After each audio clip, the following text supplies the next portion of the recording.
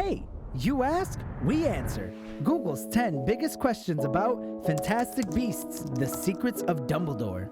Potterheads and Wizarding World sympathizers, we're finally getting the epic story we've been waiting for. As the title says, Fantastic Beasts and the Secrets of Dumbledore will dive into the life of the Dumbledores and their connection to one of the most famous beasts, the Phoenix. Much like the film's first official trailer, which was released back in December, the new trailer follows Dumbledore and the other magical heroes as they prepare to combat the growing forces of the villainous Gellert Grindelwald.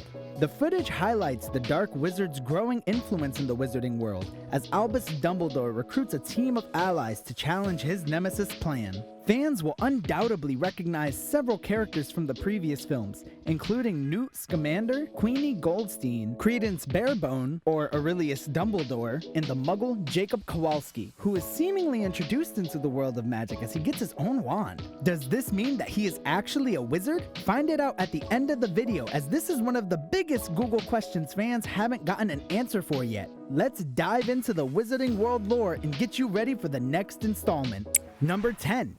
Where will Fantastic Beasts 3 be set?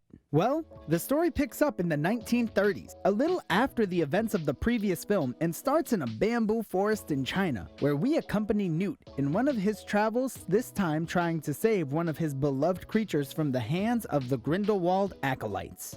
According to some footage from the trailers, it appears he is successful because we can see him holding a deer-like beast. This beast is known as a Qilin, and even though not explained how, it will have an important role in the story. Representations of this creature can also be seen in other moments from the trailer, including one that happens in Bhutan when Dumbledore and Jacob are hiding from Grindelwald's troops. Also in Bhutan seems to be happening a convention to elect the new Supreme Mugwump, won presumably by Grindelwald over the Brazilian Minister of Magic Vicencia Santos and Asian wizard Liu Tao. In Berlin, Germany, Albus Dumbledore can be seen fighting Credence, or Aurelius, who unleashes his full-on Obscurus on him. Also in Berlin, Grindelwald is congratulated for his presumed victory at the Ministry of Berlin. We believe Brazil will not be making an appearance in the third film, as the screenplay was heavily modified. Nonetheless, the US and Hogwarts will once again be featured. Number 9. Why can't Dumbledore move against Grindelwald?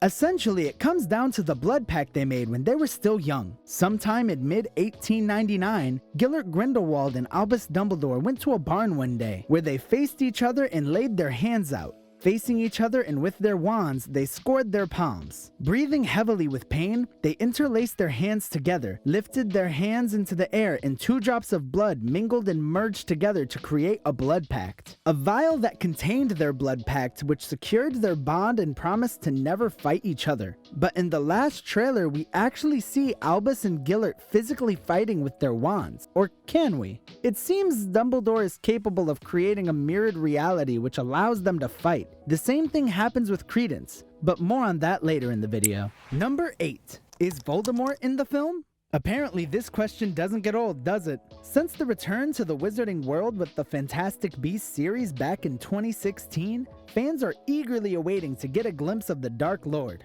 The dates seem to match with Tom Riddle's, as the first installment happens the same year Riddle is born, 1926. Secrets of Dumbledore picks up in the 1930s, around the year Dumbledore visits Tom Riddle at the orphanage and takes him to study at Hogwarts. So everything seems to be on track for J.K. Rowling to reveal him to the world.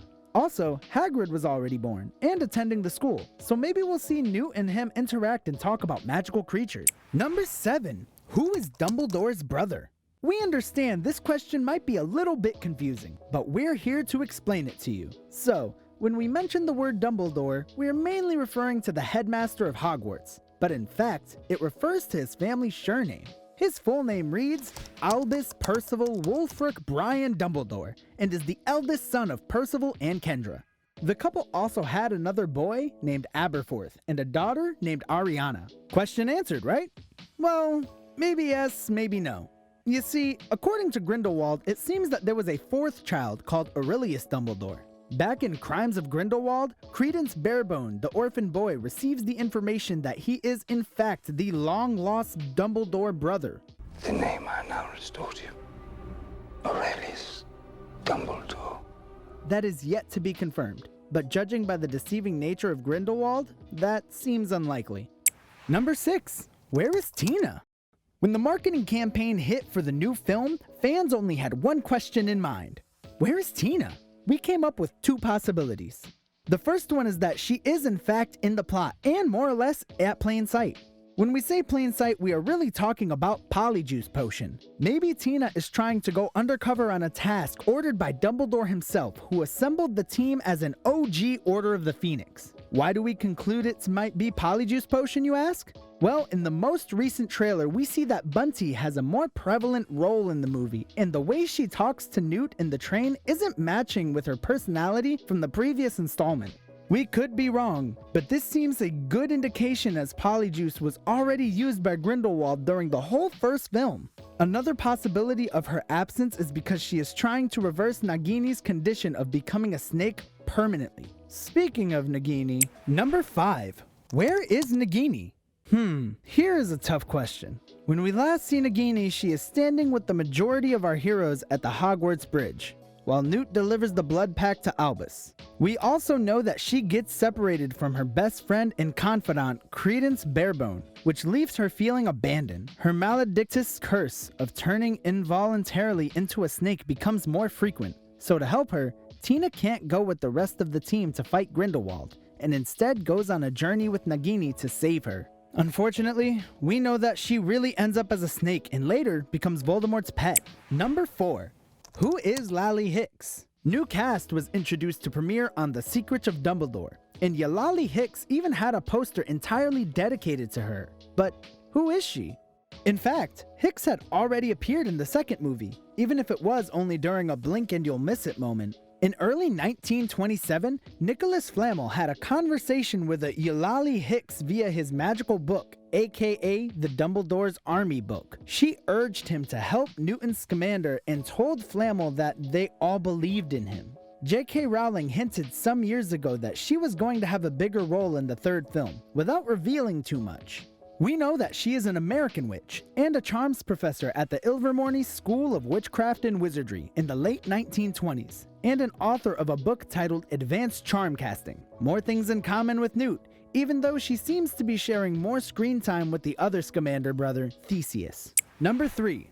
Is the Phoenix Fawkes? We can't forget that magical beasts must have important roles, since the title of the series itself keeps reminding us of that.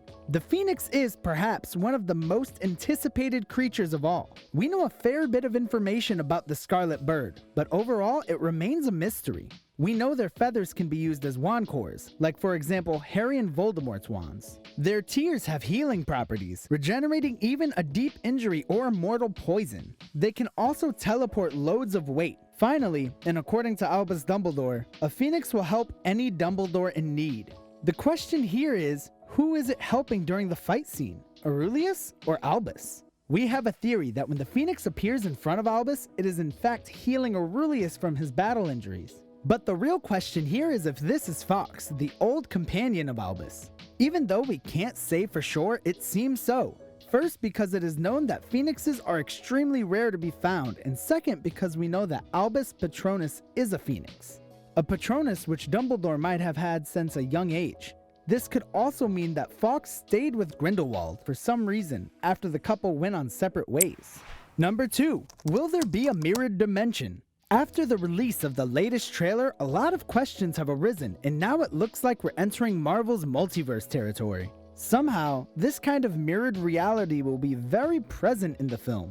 We don't know exactly what it may be, as it never appeared in any of the Harry Potter movies or books. Or has it? We think it might be referring to a virtual world either created by Dumbledore, or some kind of dream realm or astral projection that he knows how to use. Since the Pensieve seems to have an important role and the movie will be revolving around memories, this might be a way for Albus and Gellert to fight each other. In the trailer, we can also see that Grindelwald has a pool Pensieve in Nurmagard, so it seems very fit. Another possibility for the creation of this mirrored dimension is the Deluminator.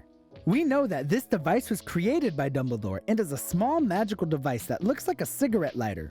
It captures and stores a light source, like a street light, and can be used later to restore the light to its original place. It is also used to help the user return to their loved ones, but it seems that it hides some other usages, and we might discover it very soon.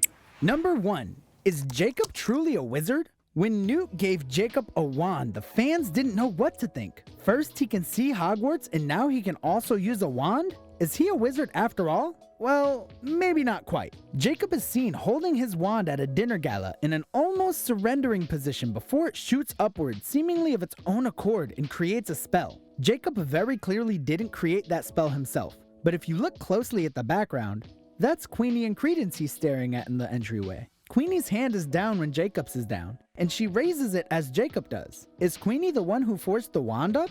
We think so. Somehow after seeing Jacob, she snaps out of her dark side and tries to do the right thing by saving him. So, what did you guys think? If you have more questions, please leave them in the comments section and we'll answer them for sure. Feel free to subscribe and leave a like. We hope you're excited for the release of Fantastic Beasts: The Secrets of Dumbledore, coming very soon to theaters. We will have more videos about the Wizarding World, so stay tuned. Till the next video.